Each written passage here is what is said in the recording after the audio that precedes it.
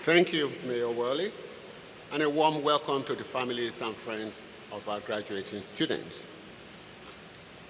I am Abiodun Goke Pariola, North Central College's Provost and Vice President for Academic Affairs.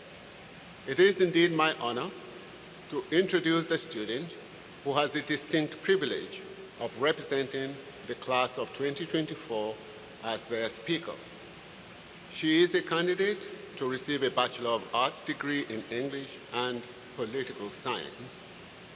She has been in the College Honors Scholars Program, and she has served as a member of Cardinal First, as a first-year mentor, as a part of the orientation staff, and as a member of the Premier Scholars Program and a team leader. She has also been a Career Center peer advisor, a Writing Center tutor, editor of the Chronicle, and the 30 North Literary Magazine staff, among many other roles. She is a member of the Sigma Tau Delta English Honors Society, and recently, on Honors Day, she was selected as a 2024 North Central College Outstanding Senior. Please join me in welcoming to the podium Tahbata Montserrat Zuniga Diaz.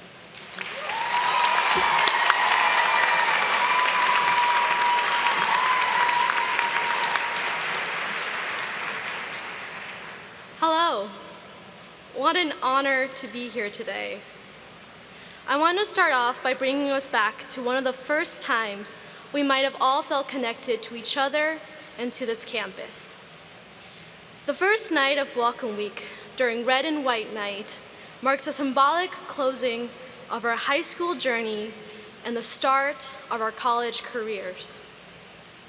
On this cool August night, students march all the way down the Red Spine to Murner with candles. And on this particular night, my sophomore year, because our first week was the year of COVID, Dr. Birkeland spoke on how education can be transformational. Her speech highlights that we should strive to go to bed smarter and changed by the knowledge that we have learned. These words spoke true to me that night. And through my classmates, I realized how valid her words were. Education is many things. It can be cathartic and terrifying, but many of us don't consider how lonely it can be. Some of us, in the pursuit of higher education, may have struggled not to have an existential or quarter-life crisis. Many of us failed though, myself included. And when I needed a reminder that there is beauty in learning, I turned to my English classmates who were there to push me through the uncomfortable growing pains. They taught me a fundamental lesson, that your voice matters, that the ideas you have and the words you choose also matters. Education also takes courage. It's normal to feel overwhelmed and terrified by the world as we start to make sense of it. Here on this campus, my political science and gender studies classmates taught me to have the courage to use my voice, and that it is our responsibility to speak out when injustice is happening in the world. But courage takes empathy. It's through the work of cultural clubs who provided spaces on campus for students to build communities who have enriched our campus in more ways than I can speak of. We have all had moments on this campus that will fundamentally change how we view the world. A few weeks ago, I had the honor of going on a Sankofa trip, where we learned on the history of voting rights in Atlanta, Georgia.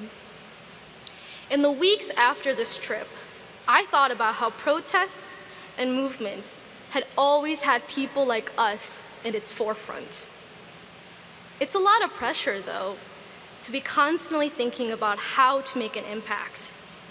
But I would like to tell each one of you today that you already have. We leave little traces of ourselves and other people in how we behave, the things we talk about, and the things we find fascinating. We have each impacted each other in ways we shall never forget. For some of us, this might look like a classmate who helped us and encouraged us out in the field, or a classmate who helped us with a difficult chemistry problem. Or it could be as small as a classmate's comment, a small act of kindness, and the bravery to dare to stand up for something. Martin Luther King Jr. once said, "Intelligence plus character, that is the true goal of education." If I can empower any of you today to advocate for something you believe should be changed in the world, I hope that we can collectively bring about a change, no matter how small or large. I hope we can apply what we have learned from our professors, our parents, and each other as colleagues to all the different spaces we are about to enter. I like to think of our lives as stories. And for some of us, our stories aren't ending today when we receive a diploma. My parents instilled in me the resilience to push forward. And when many of us graduated high school 4 years ago during a global pandemic, we needed resilience. This ceremony marks the first time some of us will walk up on stage and receive our diplomas. Many of us also have the opportunity to be the first in our families to receive a college degree or from an American institution. I would like to make a small request to the graduating class. Our motto is Lux Veredis, meaning truth of light. Truth in education can be challenging. We have done something that isn't easy to do. There are things about us that might have changed and shifted, none of which we could have known about during our first red and white night. But as my abuela would say, this makes it all the more worth it. Hemos hecho algo que no es fácil, y como mi abuela diría, es lo que vale más la pena. Thank you, class of 2024. It's been an honor to be your classmate.